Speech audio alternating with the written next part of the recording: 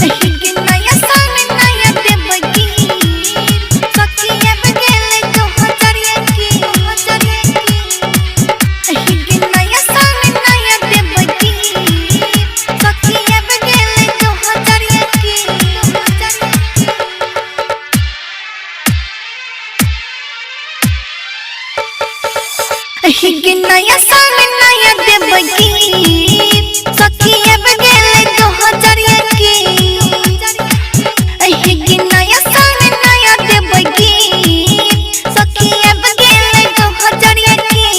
नया साल में नया देवगी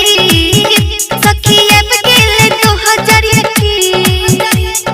हैप्पी न्यू ईयर बोल के दिल के अपन खोल के हैप्पी न्यू ईयर बोल के दिल के अपन खोल के कर ले बहे गे नया साल में देब नया गीत सखिया बगेले 2021 गे नया साल में देब नया गीत सखिया बगेले 2021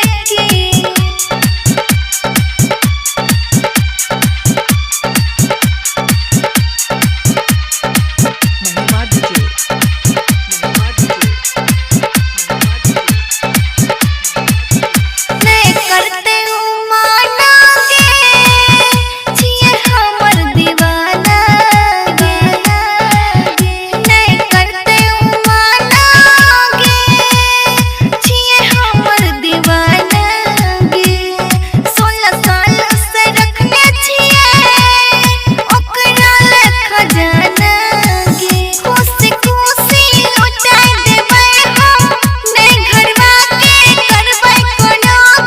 जाके करबै ओकरा हम विश गे नया साल में देबै